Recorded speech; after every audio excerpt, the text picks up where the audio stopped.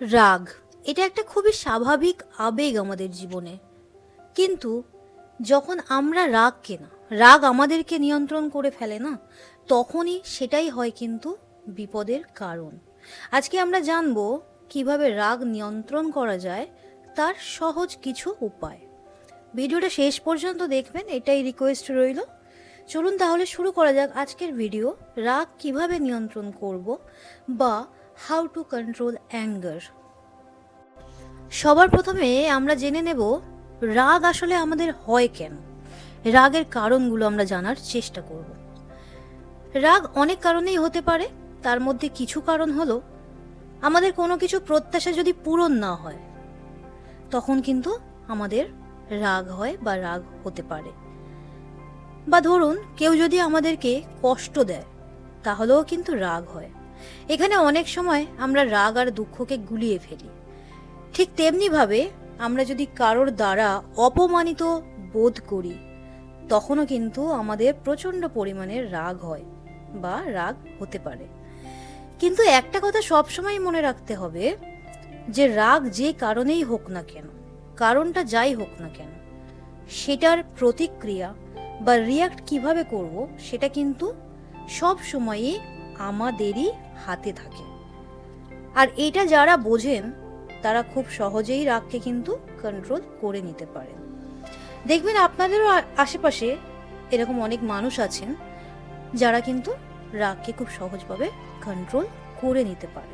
কারণ তারা বোঝেন এই জিনিসটা, যে কিভাবে রিয়াক্ট করব, কিভাবে এটার প্রতিক্রিয়া আমি দেব, সেটা কিন্তু আমার হাতেই আছে। তাই তারা খুব সহজভাবে সেটাকে হ্যান্ডেল করতে পারে। আমরা কারণ জানলাম, এখন আমরা জেনে নেব রাগ নিয়ন্ত্রণের জন্য কি কি উপায় আমরা অবলম্বন করতে পারি। অনেক উপায়ই আছে, তার মধ্যে আজ আমি 5টি সহজ উপায় আপনাদের সাথে শেয়ার করব। নাম্বার 1, কিছুক্ষণ চুপ থাকুন। Pause before reacting. যখনই রাগ হবে না, আমরা যেটা করি সেটা হলো, আমরা আমাদের ধৈর্যটা হারিয়ে ফেলি। ফলত আমরা চটজলদি রিয়াক্ট করে ফেলি, এবং কখনো কখনো সেটা ওভার রিয়াকশনও হয়ে যায়, তাই না? তাই যখনই রাগ হবে, অন্তত মিনিমাম 10 সেকেন্ড চুপ থাকুন। সঙ্গে সঙ্গে কিছু বলা বা কিছু করার কোনো প্রয়োজন নেই। আপনি চাইলে মনে মনে কাউন্ট করতে পারেন, বা আপনার জানা কোনো মন্ত্রও আপনি পাঠ করতে পারেন। যেটাতে আপনি কমফোর্টেবল সেটাই করতে পারেন। তাতে করে দেখবেন মনটা অনেক শান্ত হবে, এবং তারপর আপনার রিয়াকশন বা প্রতিক্রিয়াতে রাগটা কম প্রকাশ পাবে। নাম্বার 2, গভীর শ্বাস নিন। গভীরভাবে নিঃশ্বাস নিলে শরীর ও মন দুটোই শান্ত হয়। আপনি 3বার গভীরভাবে শ্বাস নিন, দেখবেন ফল পাবেন। আর এটাকে আরও সহজ বানাতে প্রতিনিয়ত মেডিটেশন আপনি প্র্যাকটিস করুন, মিনিমাম 5 থেকে 10 মিনিটের জন্য। এটা কিন্তু খুবই পাওয়ারফুল একটা টুল রাগ নিয়ন্ত্রণ করার। তো আপনি প্রতিনিয়ত যদি মেডিটেশন আপনি প্র্যাকটিস করেন, তাহলে কিন্তু আপনার রাগের সময় সেটাকে কন্ট্রোল করতে অনেকখানি হেল্প করবে। নাম্বার 3, কথা বলার আগে ভাবুন। Think before you speak. রাগের মুহূর্তে বলা কথা পরে অনেক বড় ক্ষতি করতে পারে। নিজেকে জিজ্ঞেস করুন, এটা বলা কি সত্যিই দরকার? আগে ভাবুন কি বলবেন, তারপর বলুন। বলার পর কিন্তু আর ভাবার সুযোগ থাকলেও সেটার আর কোনো ভ্যালু থাকে না পরে। ওই যে কথায় আছে না, বন্দুকের গুলি আর মুখ দিয়ে বেরোনো কথা ফেরত আনা যায় না কখনোই। তাই রাগ হলে ভেবেচিন্তে কথা বলাটা কিন্তু খুবই প্রয়োজন। নাম্বার 4, শারীরিকভাবে কিছু করুন, অ্যাক্টিভ থাকুন। ফিজিক্যাল অ্যাক্টিভিটির কথা বলছি এখানে। রেগে গেলে হাঁটতে বেরিয়ে যান, জিম যান, যে কোনো ধরনের এক্সারসাইজ করুন, কিংবা ঘরের কাজও করতে পারেন। যেটা আপনার ভালো লাগবে সেটা করতে পারেন। ঘরের কাজ আপনি রান্না করতে পারেন, আপনার যদি কোনো শখ থাকে ঘরের কাজের মধ্যে, আপনি সেটা করতে পারেন। কোনো কিছু ফিজিক্যাল অ্যাক্টিভিটির কথা বলছি, সেটা করুন। শরীর নড়লে মনও কিন্তু শান্ত হয়। তাই ফিজিক্যাল অ্যাক্টিভিটি আমাদের জীবনে খুব প্রয়োজন করাটা। দেখবেন আমরা যারা ফিজিক্যাল অ্যাক্টিভিটি করি বা জিম যাই, এক্সারসাইজ করি, যারা করেন, তারা কিন্তু মেন্টালি কিছুটা হলেও স্ট্রং থাকতে পারেন। তাই ফিজিক্যাল অ্যাক্টিভিটিটা আমাদের খুব প্রয়োজনীয় একটা জিনিস। নাম্বার 5 হচ্ছে নিজের সাথে কথা বলুন, যেটাকে কিনা সেলফ টক বলে। নিজের সাথে কথা বলা বা সেলফ টক, এটা সব থেকে ইম্পর্টেন্ট আমাদের জীবনে, যেটা আমরা করি না। প্রত্যেকটা সাকসেসফুল মানুষই কিন্তু এই টুলটাকেই কাজে লাগিয়ে সাকসেসফুল হতে পেরেছেন। নিজেকে চেনা, নিজেকে জানা, এটাই কিন্তু সব থেকে বড় চ্যালেঞ্জ আমাদের কাছে। তাই নিজেকে বলুন, এই রাগটা সাময়িক, এটা কেটে যাবে। বিশ্বাস করুন, এটা মনের ওপরে না ম্যাজিকের মতো কাজ করে। আচ্ছা, আমরা এতক্ষণ কারণ জানলাম, উপায় জানলাম। এখন আমরা জেনে নেব রাগ নিয়ন্ত্রণ করার জন্য কিছু হ্যাবিটস, যেগুলো আমরা ট্রাই করতে পারি আমাদের ডেইলি লাইফে। নাম্বার 1, প্রতিদিন 5 মিনিট, মিনিমাম 5 মিনিট মেডিটেশন করুন। প্রপারলি মেডিটেশন যদি করা যায়, 5 মিনিটও কিন্তু আপনি শুরুতে পারবেন না করতে। হ্যাঁ, মেডিটেশন এতটাই পাওয়ারফুল। তাই 5 মিনিট থেকে আপনি শুরু করুন, প্রত্যেক দিন 5 মিনিট মেডিটেশন করুন। নাম্বার 2, ডায়েরি লিখুন। কি আপনাকে রাগিয়ে তোলে সেই ব্যাপারে লিখুন, জানার চেষ্টা করুন। নিজের রাগের ট্রিগারগুলোকে চিনতে শিখুন, সেগুলোকে চিনুন, জানুন।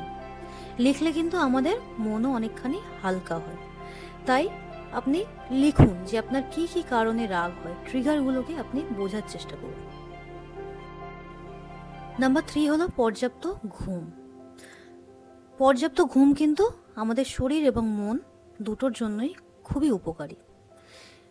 7 থেকে 8 ঘন্টা প্রপার স্লিপ, সাউন্ড স্লিপ আমাদের কিন্তু খুব প্রয়োজন। পর্যাপ্ত পরিমাণে ঘুম যদি আমাদের না হয়, তাহলে দেখবেন আমরা কিন্তু অনেক বেশি ইরিটেটেড হয়ে যাই, কথায় কথায় রেগেও যাই। ঠিক আছে, তাই পর্যাপ্ত পরিমাণে ঘুমটা খুবই প্রয়োজনীয়। নাম্বার 4 হচ্ছে স্বাস্থ্যকর খাবার খান। স্বাস্থ্যকর খাবার খাওয়াটা কিন্তু আমাদের জীবনে খুবই খুবই গুরুত্বপূর্ণ একটা পার্ট, যেটা আমরা মেনটেন করতে পারি না। আমরা জাঙ্ক ফুড খেয়ে ফেলি, ফাস্ট ফুড খেয়ে ফেলি, যেটার কারণে হরমোনাল ইমব্যালেন্স হয় এবং তার ফলে আমরা ইরিটেটেড হয়ে যাই। তাই স্বাস্থ্যকর খাবার খাওয়াটা খুবই জরুরি একটা ব্যাপার। এবং সব থেকে ইম্পর্টেন্ট হচ্ছে বেশি করে জল খান। প্রত্যেক দিন প্রতিনিয়ত বেশি করে জল খান। যখনই রাগ হবে, রাগের সময়ও আপনি একটু জল খেয়ে নিতে পারেন। অনেকেই এটা করে থাকেন, দেখবেন রাগের সময় একটু জল খেয়ে নেয়, সেটাও কিন্তু রাগ কন্ট্রোল করার একটা টুল। তো রাগ যখন হবে তখন আপনি একটু জল খেয়ে নিতে পারেন। নাম্বার 5, ক্ষমা করতে শিখুন। হ্যাঁ, ক্ষমা করতে শিখুন, নিজেকেও অন্যকেও। নিজেকে ক্ষমা করতে শিখুন নিজে ভালো থাকার জন্য, অন্যকে ক্ষমা করতে শিখুন সেটাও নিজে ভালো থাকার জন্য। হ্যাঁ, অন্যকে ক্ষমা করতে জানলে না, সেটাতে আসলেই আমরা ভালো থাকতে পারি।